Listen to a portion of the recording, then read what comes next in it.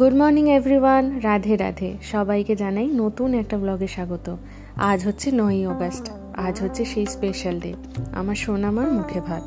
গ্রামের বাড়ির সকালটা যে এত সুন্দর, চোখে না দেখলে বিশ্বাস করবে না। চোখ মন দুখানাই জুড়িয়ে যাবে একদম। এদিকে আমার 3 বেটা সকালবেলা রেডি হয়ে গেছে। কাল তো জানোই পুজোটা হয়ে গেছে, আজ এবার রেখে আসার পালা।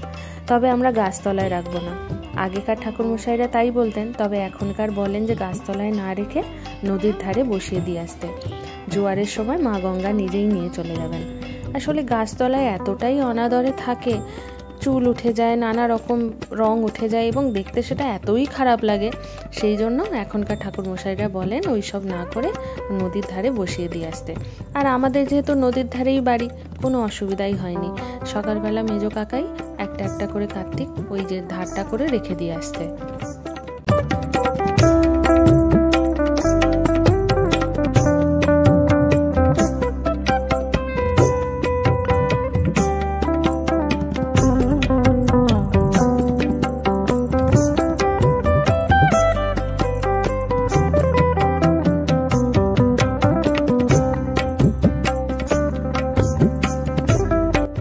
সুন্দরভাবে বসে আছে দেখো 3 জন, চোখ যেন জুড়িয়ে যাবে দেখলে।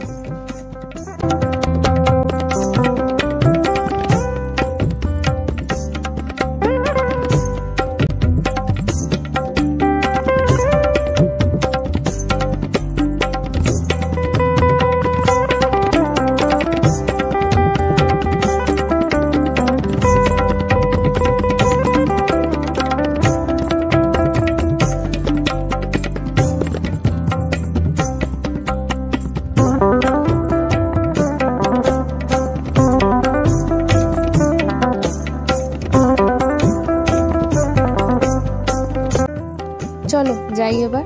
আর এই যে দেখো আমার সোনামাও ঘুম থেকে উঠে গেছে, মাসি একটু ঘোরাতে নিয়ে এসছে। আজ তো ওরই সব থেকে বড় কাজ, তাই ওকে আগে দেখে নিতে হবে সবকিছু ঠিকঠাক আছে নাকি, তাই বেরিয়েছে।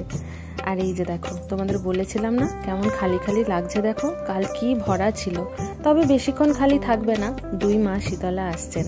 আর এখানে ঠাম্মি বসে ফলমূল কেটে কাজগুলো একটু এগিয়ে রাখছে। আজকে তারও বড় আনন্দের দিন। আজ হচ্ছে 9th অগস্ট। আজ হচ্ছে সেই স্পেশাল ডে যেটার জন্য এত দিন ধরে এত প্ল্যানিং, এত কিছু। এবং আমি সত্যি বলতে অনেক আগে থেকে এই দিনটা স্বপ্ন দেখেছিলাম। যেদিন সোনামাকে আমি প্রথম ছুঁয়েছিলাম সেদিনই ভেবেছিলাম যে ওর এই প্রথম সব থেকে বড় কাজ যেটা, সেটা আমরা সবাই খুব একসাথে আনন্দ করে সবার সাথে মিলেমিশে সুন্দরভাবে একটা দিন কাটাবো। তো সেইটারই জন্য এত প্ল্যানিং। তো আগের দিন তো জানোই, তোমরা দেখলে যে আমি চলে এসেছি আমরা দেশ বাড়িতে। আগের দিন কার্তিক পুজো টুজো সমস্ত কিছু হয়ে গেছে। আমি এখন একটুখানি চা খেয়ে দিয়ে নিয়ে তারপরে সোনামার যত টুকটাক যে কাজগুলো আছে, ক্যামেরাম্যান বলো আর মেকআপ আর্টিস্ট বলো, সবার ফোন নাম্বার আমার ফোনেই আছে, মানে ফলে আমাকেই সবাই কন্ট্যাক্ট করছে। মানে এরকম একটু ব্যস্তই আছি, সবাই যে যার মতো করে ব্যস্ত। প্লাস আমার স্টুডেন্টরা কিছুজন আসছে, তাদেরকেও তুলতে হবে, এরকম অনেকগুলো কাজ আছে। তো যাকে সারা দিনটা একটু টেনশনেও আছি বলতে পারো। মানে কালকের দিনটা কেটে গেল, আজকে তো বড় দিন। আজ ওকে নিয়ে যা যা প্ল্যানিং করেছি সেইভাবে যাতে হয়ে যায়, ওইটা হয়ে গেলে মানে আমার সত্যি শান্তি, আর কোনো চাপ নেই। তো যতক্ষণ না ওগুলো হচ্ছে, টাইমের পর বাচ্চা তো উঠবে, খাবে, ঘুমোবে, আবার কি কতটা কোঅপারেট করবে আমাদের সাথে, এটা নিয়ে একটু চাপ লাগছে। বাকি সব ঠিক আছে। তো তোমরা থাকো, হয়তো আমি ক্যামেরার সামনে কথা বলতে পারবো না, তোমরা জানোই অনেকটাই ব্যস্ত থাকবো। তবে যতটা পারবো তোমাদের সাথে ভাগ করে নেওয়ার চেষ্টা করবো। তোমরা সবাই সাথে থাকো, ব্লগটা আশা করি ভালো লাগবে।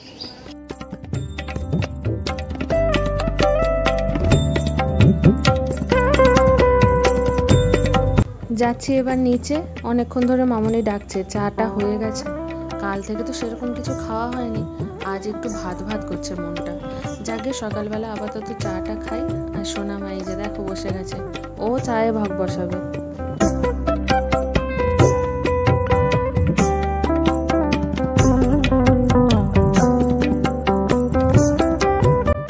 এই যে সোনামায়ের জামাটা কাল পুজো দেওয়া হয়ে গেছে, এটাই আজকেও পরবে। আর হলুদ হলুদটা বাটা হবে। আর দেখতে দেখতে মাও চলে এসছে, ভাই আছে, ভাই একটু পরে আসবে, আপাতত মা আগে চলে এসছে কাজে টাজে যদি হেল্প লাগে করার জন্য। আর এই যে তার সাথে করে কাঁসার থালা বাটি গ্লাস চামচ সব এনেছে, তার সাথে আবার একটা গিফটও এনেছে আর জামা এনেছে আর একটা রূপোর চামচ এনেছে, যেটা আমার কেনার খুব শখ ছিল। খুব ভালো হয়েছে মা এনেছে, আমার তো কেনা হয়ে ওঠেনি। আমি সেই দেখার পর এত খুশি হয়েছি যে আমি যেটা কিনতে পারিনি মা এনেছে। আমি কিন্তু বলিনি, মা নিজে থেকেই এনেছে। আনার পর দেখছি যে ওটা একটা রূপোর চামচ। যাকে খুব খুশি হয়েছে। আর এই যে জামাটা এত ভালো হয়েছে, ওকে সাদা জামা খুবই ভালো লাগে। আর সব থেকে ভালো লাগছে এটা সুতির বলে না, ও যে কোনো সময় ওটা পরতে পারবে। ওই জ্যালজ্যালে কাপড়গুলো তো বেশিক্ষণ পরা যায় না। কাপড়টা দেখো কি সুন্দর, আর কালারটা আমার এত ভালো লেগেছে। আর আমি জানি ওকে এইসব কালার খুব মানাবে। এইটা কনের মায়ের আউটফিট, আমরা রেডি হয়নি, কনের দিদু। আর এইটা কনের দিদু। এই যে আমি রেডি হয়ে গেছি গায়ে হলুদের জন্য, আর সোনামাকেও রেডি করেছি বহু কষ্টে। বেচারি গরমের জ্বালায় কিছু পরতেই চাইছে না। জুয়েলারি যা কিনেছিলাম পরে পরাবো, আপাতত এখন গঙ্গা নিমন্ত্রণ করতে যেতে হবে, তাই বেরিয়ে যাব। আর এই যে আমাদের কনের বাবা হলুদ পাঞ্জাবি পরে রেডি, তবে ব্যাটা মনে হয় না আজ আর চেঞ্জ করবে।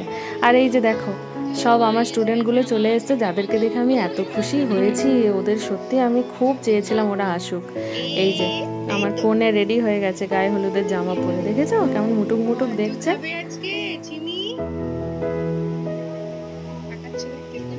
আমাকে মাসি আবার বলছে এত কষ্ট করে এত ম্যাচিং করে গয়নাগাটি কিনলে ওকে পরাবে না। তো আমি ভাবছি যে পরাবো কি পরাবো না, ভাবতে ভাবতে ভাবলাম যে না, কটা জিনিস পরিয়েই দিই। এখন তো চুপ করে আছে, যতক্ষণ না কাঁদছে একটু পরাই। এই জন্য ওই গলার হারটা আর হাতের ওইগুলো পরানোর একটু চেষ্টা করছি, দেখা যাক কতটা কোঅপারেট করে।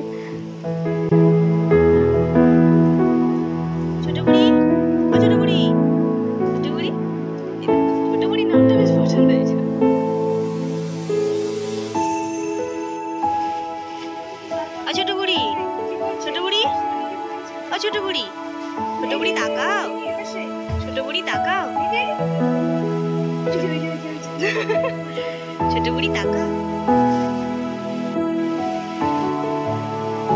চুল খুব পছন্দ হয়েছে, চুল ধরে টানবো। দিদি না মাসি? পিসি।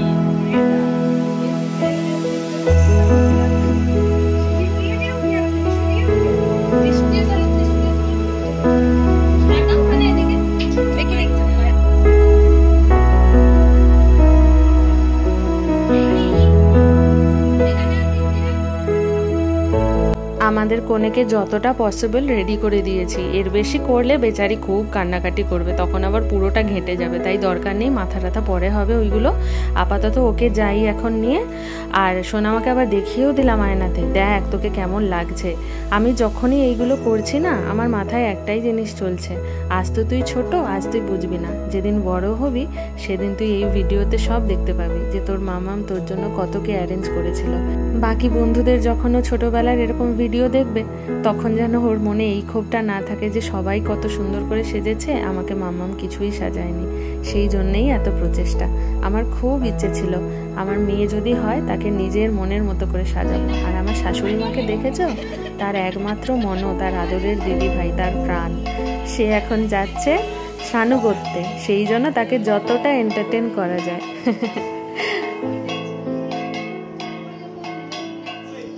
আর তার দিদুন ব্যস্ত সারাক্ষণ ধরে সব রিচুয়াল ঠিকঠাক হচ্ছে নাকি, কোনোটা বাদ না যায় এইসব করা নিয়ে।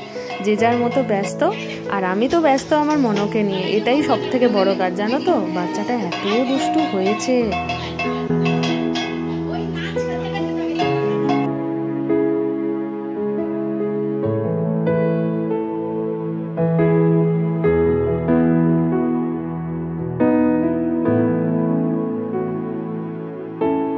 যাচ্ছি দলবল বেঁধে গঙ্গা নিমন্ত্রণ করতে। অলরেডি অনেকটা বেলা হয়ে গেছে, জানি না কখন কি হবে। আর সব থেকে কি বলো তো, ভয় লাগছে বাচ্চাটা যদি ঘুমিয়ে না পড়ে। ওর তো আবার স্নানের পরে একটা ঘুম আসে, এইটাই চাপ। যাকে তো সবাই মিলে যাচ্ছি। আমি গঙ্গায় নেমে পুজোটা করব। ছোটো মাকে ওখানে স্নান করাবো না, কারণ অত রিস্ক নিয়ে ওখানে করাবো না। বামুন ঠাকুরের সাথে কথা হয়ে গেছে, ওখান থেকে গঙ্গা জলটা নিয়ে এসে হালকা ছুঁয়ে এখানে স্নান করিয়ে দেবো। আর গঙ্গার ঘাটে এসে দেখো ক্যামেরাই ক্যামেরা। আমার ছোট মা একদম সেলিব্রিটি আজকের জন্য। কত রকম হাসানোর চেষ্টা চলছে চিনিমাকে।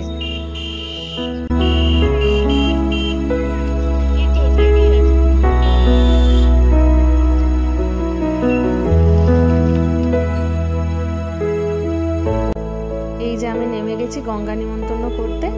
এইটা আমার প্রথমবার, জানো। মা হওয়ার পর কত কি যে নতুন নতুন করছি, খুব ভালো লাগছে জানো। নিজের সন্তানের জন্য কিছু করতে পারলে সত্যি খুব ভালো লাগে। তবে জানো তো, জোয়ার আসবে আসবে করছে, তাই সবাই খুব ভয় পাচ্ছে। আমাকে বারবার বলছে সাবধানে তাড়াতাড়ি পুজো করে চলে এসো।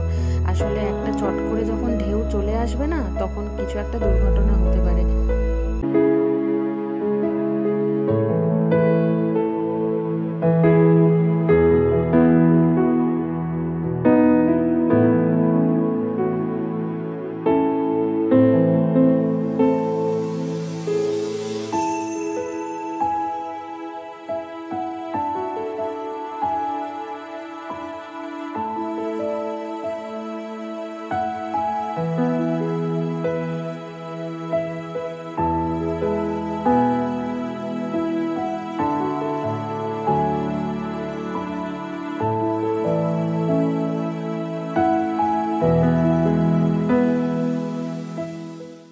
মা গঙ্গাকে নিমন্ত্রণ করে এবার বাড়ি চলে এসেছি।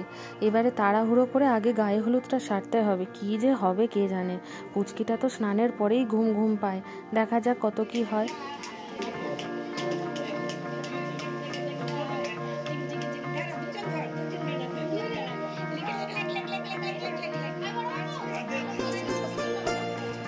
আমার পুচকিকে নিয়ে একটাই সমস্যা, ও যেহেতু সবার কাছে যায় না, চেনা লোক ছাড়া একদমই থাকতে চাইছে না। মাকে বাবাকে ছাড়া তো কাউকে সেরকম চেনেই না। আর যেই যাচ্ছে এত লোকজন দেখে আরও ভয় পেয়ে যাচ্ছে। আর এই যে মাথার মুকুটটা দেখছো, এটা ফুল দিয়ে আমি বানিয়েছিলাম, আজকে সকালেই দিয়ে গেছে। ওর মালা আর এই মাথার মুকুটটা।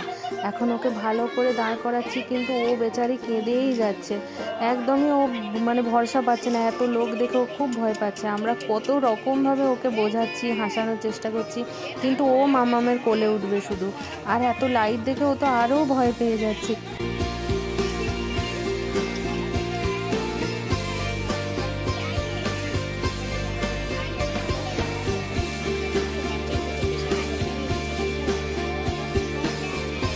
ও কিছুতেই বসছে না দেখে গুটুলকে আবার বললাম, গুটুল তুই পেছন থেকে ওকে একটু ধরে থাক, বেচারি একদম ভয় পেয়ে যাচ্ছে।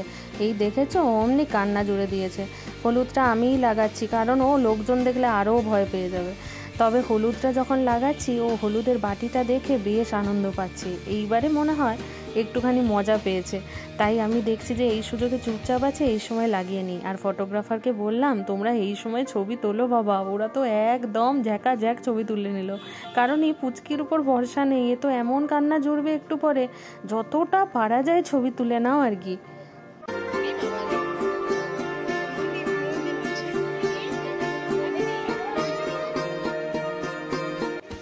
এই সময়টা না কেমন মনে একটা অদ্ভুত চিন্তা এসেছিল। আজ কত সাত করে আনন্দে সোনামায়ের গায়ে হলুদ দিচ্ছি। এই ছোট ছোট হাত পাগুলো একদিন বড় হবে, আর সেই দিন যখন গায়ে হলুদ দেব, সেদিন চোখটা জলে ভিজে যাবে, আর সোনামা আমার কাছে থাকবে না। হঠাৎ করে কেন জানি এই কথাটা হঠাৎ মাথায় এলো। বারবার খালি মনে হচ্ছে একদিন আমার মেয়েটা এরকম কোল ছেড়ে দিয়ে চলে যাবে।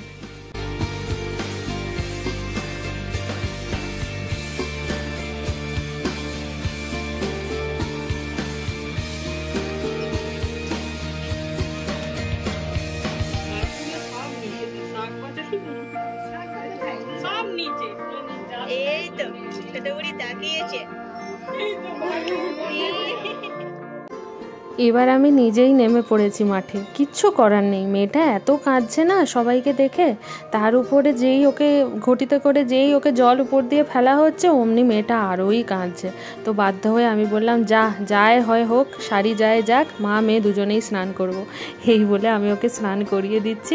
আর ফটোগ্রাফারকে বলছি, নাও এই সুযোগে তোমরা যত পারো ছবি তুলে নাও, কারণ আমার মেয়েটা এক্ষুনি কান্নাটা শুরু করবে। কত রকম যে ওকে হাসানোর চেষ্টা করছি, হাত উপরে করে তাকাতে বলছি, ও এই সময় কিচ্ছু করবে না। যাকে অবশেষে ওর ঘটিটা পছন্দ হয়েছে। যা বাবা, ভালোই ভালোই সব মিটে গেছে, এটাই যা শান্তি। ওকে স্নান টান হয়ে গেছে, এবারে ওকে হালকা করে গাটা মুছিয়ে রেডি করে দেব। আর আমিও তোমাদের সাথে আজকের ব্লগটা এখানেই শেষ করছি।